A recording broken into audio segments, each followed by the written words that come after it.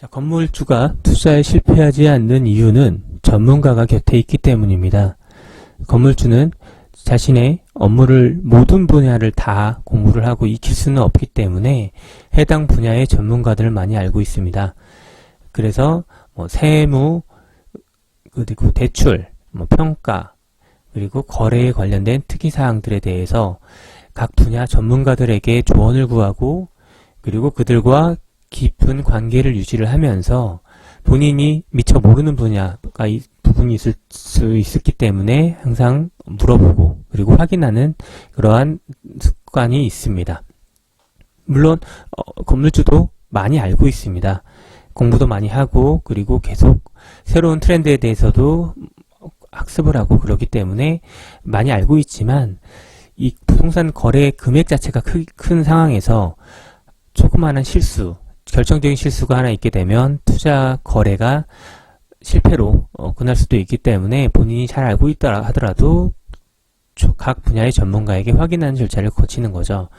그래서 좀 구체적으로 이제 설명을 들어보면 전문가를 곁에 두고 각 전문가에게 수시로 혹은 결정적인 중요한 부분에 대해서는 체크를 하는 그러한 태도를 보이고 있는데요. 그렇다면 좋은 전문가는 어떤 전문가일까요? 특히 각 세무사나 은행원이나 공인중개사나 감정평가사나 다양한 업무를 할 수 있는 건 맞습니다. 세무사가 세금에 대해서 전문가이고 다양한 세금의 파트들이 있는데 좋은 전문가는 이분이 많이 알고 정말 똑똑하신 분이고 그런 것도 중요하겠지만 해당 분야를 얼마나 해당 업무를 얼마나 많이 했는지가 중요하지 않나라는 생각이 듭니다.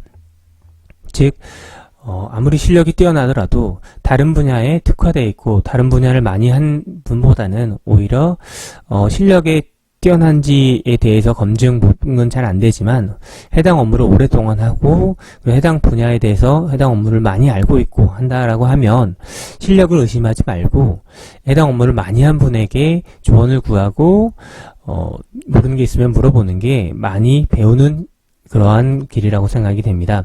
그래서 주변에 세무사를 알게 되면 절세하는 방법 당연히 알 수 있고 은행원을 많이 좋은 뛰어난 은행원을 알게 되면 대출을 받을 때 금리 혜택을 누리거나 혹은 기타 각종 다양한 부대 조건들에 대해서 즉 대출을 받을 때 발생할 수 있는 여러 가지 상황들에 대해서 유리한 상황으로 조건을 좀 유용하게 갈 수 있는 장점이 있는 겁니다. 그리고 뛰어난 공인중개사를 알면 혹시 금매가 나오거나 부동산 거래 과정에서 좋은 매물을 확보를 하게 될 경우에 가장 먼저 전화를 줄 수 있는, 가장 먼저 그 소식을 듣고 가장 먼저 고민을 해서 매매 여부를 먼저 확인할 수 있는 그런 큰 장점이 있게 되는 거고, 감정평가사를 알게 되면 평가를 이제 이 부동산의 매매를 한 과정에서 실제로 평가가 어느 정도 되는지 혹은 본인이 이제 매매가 관련해서 모르는 혹은 놓친 부분이 있는지에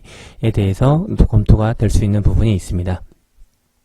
자, 그래서 본인이 부동산 건물에 대해서 이제 투자를 하고 매수를 고민을 한다라고 하면 매매하는 과정에서 전문가의 이야기를 듣고 본인이 혹시나 놓치고 있는 부분이 있는지에 대해서 체크를 하는 게 필요합니다. 자, 제가 평가 업무를 하면서 본의 아니게 이제 거래를 하는 은행 담당자의 부탁으로 매수를 희망하는 분하고 통화를 한 적이 있었습니다. 매매가만큼 탁감이 안 나왔기 때문에 은행팀 담당자가 이 내용에 대해서 좀 매수를 희망하는 분에게 좀 설명을 해달라고 요청이 들어와서 원래는 저희가 그렇게까지 조금 조심스럽기 때문에 미리 사전에 컨택을 하지는 않는데 요청이 들어왔기 때문에 통화를 한 적이 있었는데요.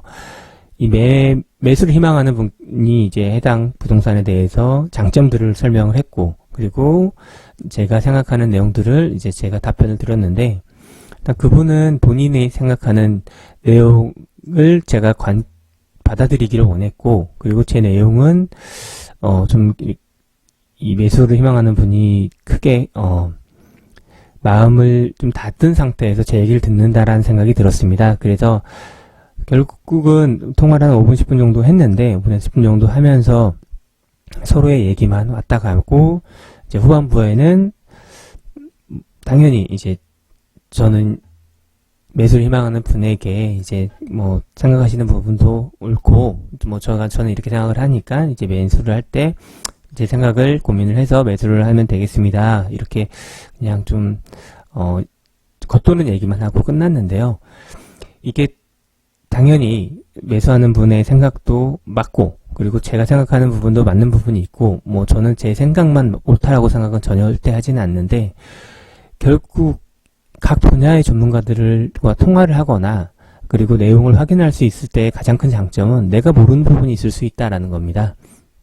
특히 부동산 같은 경우에 뭐 용도 지역이라는 부분이 있는데, 이게 이제 혹시 내용을 아시는 분은 당연히 용도 지역 중요하다라고 생각을 할 텐데, 마치 용도 지역이라 하면은 아파트가 30평대 아파트와 20평대 아파트의 가격 자체는 당연히 30평의 면적이 크기 때문에 30평이 비싸다라고 생각을 하는 거와 똑같이, 같은 건물이다 하더라도 용도 지역이 3종 일반 주거 지역과 2종 일반 주거 지역은 3종 일반 주거 지역이 더 비쌀 수밖에 없습니다.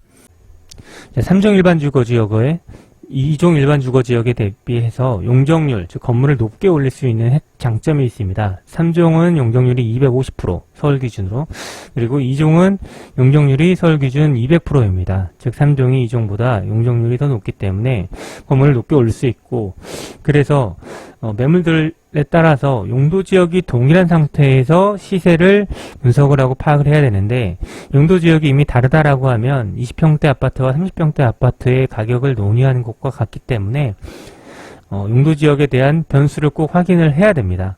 자, 이런 부분이 있고, 또 수익이 높다고 무조건 수익 베이스로 매매가가 형성이 될 경우에는 주변 시세에 대비해서 좀 높게 그렇게 거래가 될 수도 있습니다. 그래서 수익 분석이 필요한 부분은 맞지만 주변 시세와 같이 검토가 필요하고, 이런 부분은 전문가에게 사전에 확인을 하면서 혹시 본인이 모르는 부분에 있을 수도 있기 때문에 꼭 이런 다양한 부분에 체크가 필요한 겁니다.